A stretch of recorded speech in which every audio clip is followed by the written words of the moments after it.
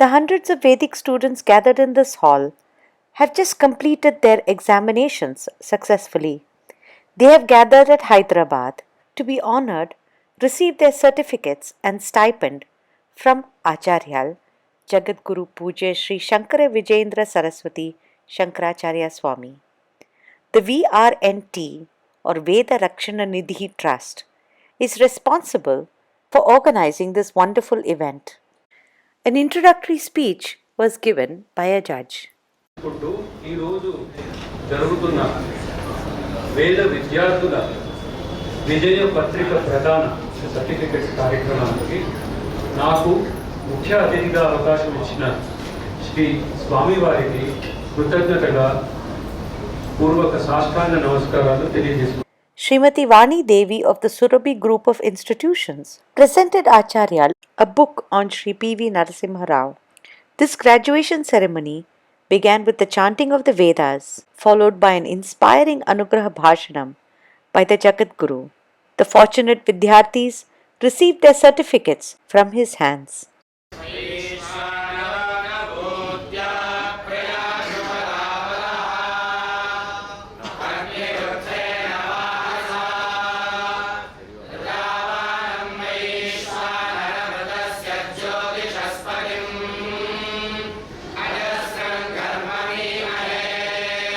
As the function proceeded, one saw excited families come forward to cheer for the boy who had studied the Veda. Acharyal made sure that the family members were honored, especially the parents of the student, the Vidyarthi. The mothers were also honored with a shawl. Sisters were given prasadam. In fact, Acharyal made sure that every woman who had attended this function was given due honors and ashirvadam. The contribution of the family towards the preservation of the Veda was therefore duly acknowledged. Some of those graduating were very young boys. You could see the joy in Acharyal's face to see such young people excel in the Veda. Acharyal gave an Anugraha Bhashanam, first in Hindi, then in Telugu. Sri Shankaracharyam athasya padmapadancha हस्तामलकंच शिष्यं तं तोटकं वार्तिककारं मन्यानि अस्मद्गुरून् संततम् आनतोऽस्मि. श्रुति स्मृति पुराणानाम् आलयं करुणालयं नमामि भगवत्पाद शंकरं लोकशंकरम्. अपार करुणा सिंधुं ज्ञानदं शांतरूपिणं श्री चंद्रशेखर गुरुं प्रणमामि मुदान्वहम्. सदाशिव समारंभां शंकराचार्य मध्यमाम् अस्मदाचार्य पर्यन्तां वंदे गुरु परंपराम्.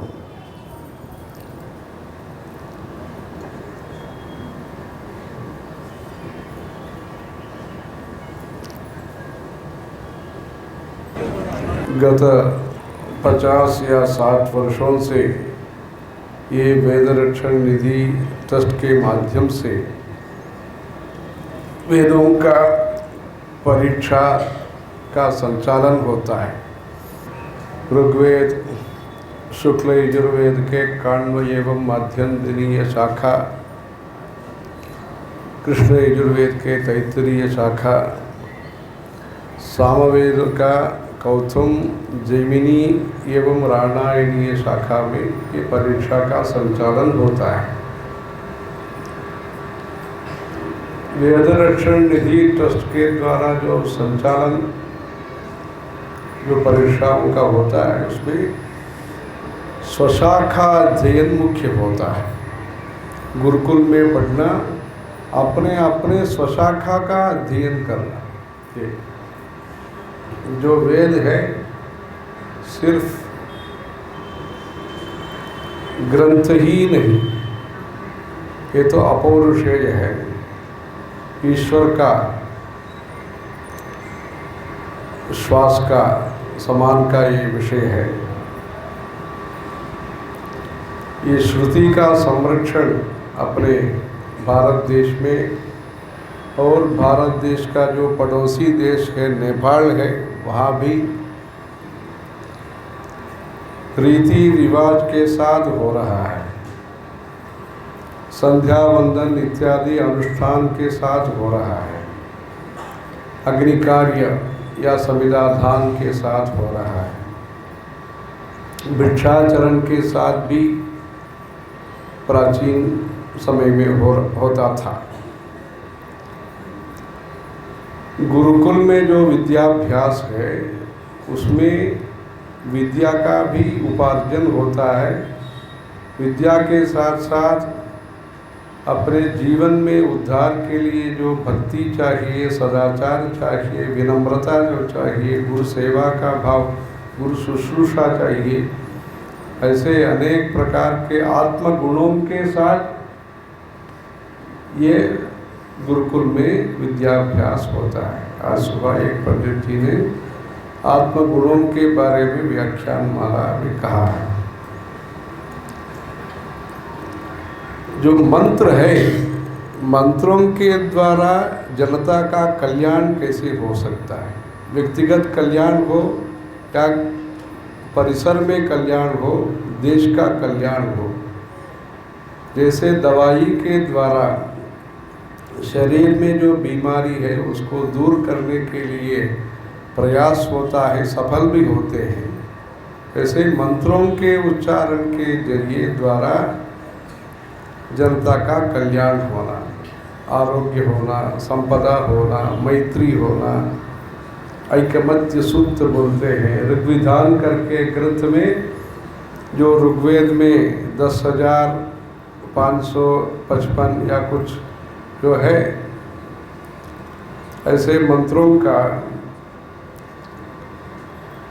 ऋषि देवता छंदो विज्ञान के साथ अग्निमीले मधु छंदा अग्निर्गायत्री, ऐसे जो हर जो ऋचा का भी ऋषि देवता छंद होता है उसके साथ उच्चारण करके उदात्त, अनुदात्त, स्वरित एवं अनेक स्वरों के साथ जिस प्रकार से उच्चारण करना है, ऐसे स्वर विज्ञान के साथ, स्पष्ट उच्चारण के साथ, अल्प प्राण महाप्राण का उच्चारण जिस प्रकार से होना है, धा भा घा शा इत्यादियों का जिस प्रकार से उच्चारण होना, उस प्रकार से ये भारतवर्ष में ये उच्चारण क्रम और आचार क्रम, अष्टमी, प्रतिपदा, अमावास्या, पूर्णिमा और भी कुछ विशेष संदर्भ में अनध्ययन भी होता है उसका। दक्षिणायन में इस प्रकार का पाठ होना, उत्तरायण में इस प्रकार का पाठ होना, ये बोलते हैं उपाकर्मा। ऐसे श्रावणी पूर्णिमा में उत्सृष्टा वही वेदा, स्वीकृता वही वेदा, ऐसे कुछ बोल के जितना भी, उदाहरण के लिए जो ऋग्वेद में 10 मंडल होता है, मंडल कहते हैं उसको, सभी मंडल का शुरुआत और अंत का ऋचा का उच्चारण करके मंडल देवताओं का जो भी जो स्वाहाकार करना है वैसे स्वाहाकार करके, मतलब प्रतीकात्मक, पूरा संहिता का एक दिन में पाठ नहीं हो सकता है, इसलिए प्रतीकात्मक एक उच्चारण क्रम होता है। वैसे वेदों का संरक्षण इस प्रकार से, इसलिए उस उच्चारण का कारण विश्व में शांति, विश्व में मैत्री, घर में कल्याण, ये सब होता है। इसलिए मंत्र जो होता है ये भारतवर्ष का कोश है, धन है, संपदा है। इस मंत्र संपदा को संरक्षण करने के लिए अपने देश में दोबारा उसके लिए एक अच्छा मेहनत होना चाहिए, उसके लिए कोशिश होना चाहिए।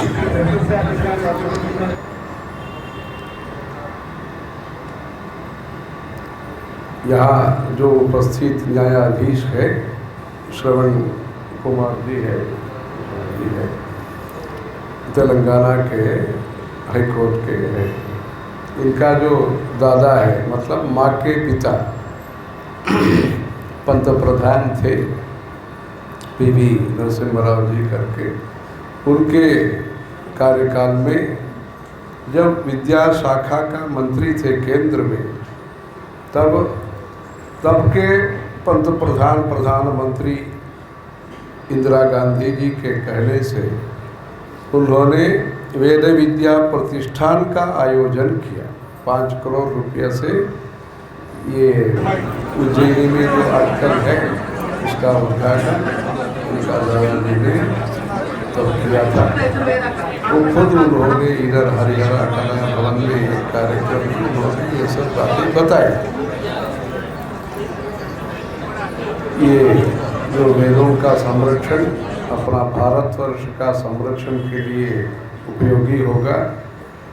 आप सब वेद पाठी अनेक प्रदेशों से आकर के इस वर्ष में सबको सभी शाखाओं को देखने का सबको मौका मिला। जो ऋग्वेदी शाखा के हैं वो उनको और शाखा के पंडितों को देखने का, ये सब सुनने का मौका मिला। मध्यंजनी शाखा वालों को और भी शाखाओं को देखने का मौका संदर्भ मिला।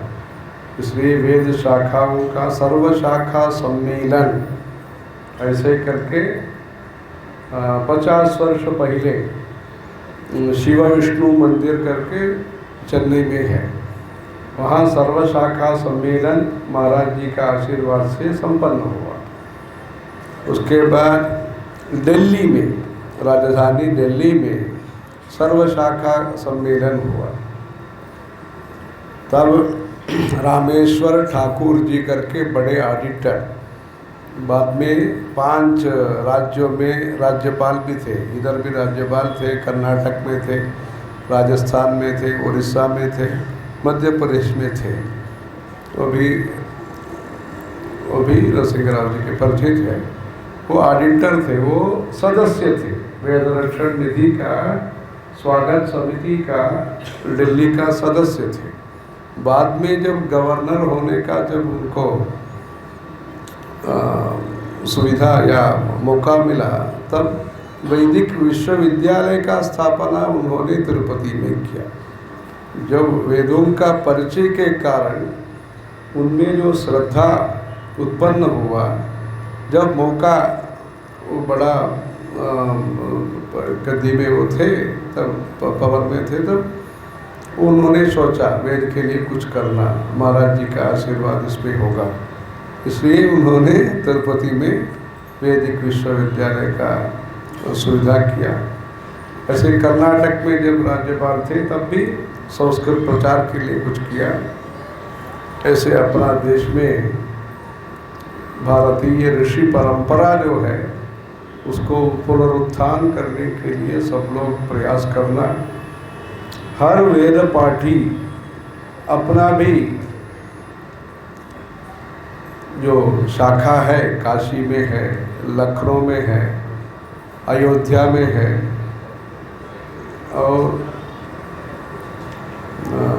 चित्रकूट में है, ऐसे और नेपाल में भी कांची पीठ के तरफ से वेद विद्या गुरुकुल चला रहे हैं वहाँ, और बंगाल में भी चला रहे हैं, कभी कभी चलता है। उड़ीसा में भी अथर्ववेद का स्वर्गद्वार समुद्र के तट पर एक अच्छा अथर्ववेद का पिप्पलाद शाखा का गुरुकुल है। वैसे उत्तर भारत में भी अनेक स्थानों पर है। अभी नया नेपाल के वो समीप में जो अपना जो राज्य है सिक्किम, वहाँ भी गांगटॉक में शिवजी का मंदिर कांची पीठ का है, वहाँ भी वेद विद्यालय है।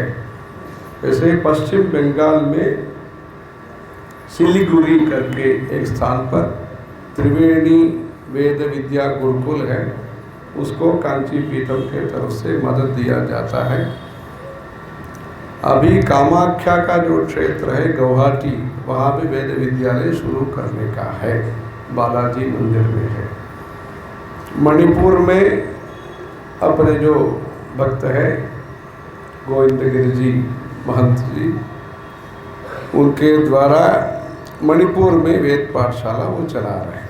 महर्षि वेदव्यास प्रतिष्ठान के द्वारा ये गुरुकुल का समायोजन होता है। ऐसे अखिल भारत स्तर पर अपने देश में संस्कृति, सभ्यता, सदाचार बचाने के लिए, प्रचार करने के लिए गुरुकुलों का स्थापना करना, जहाँ जिस विषय लुप्त हुआ या कमी हो गया उसको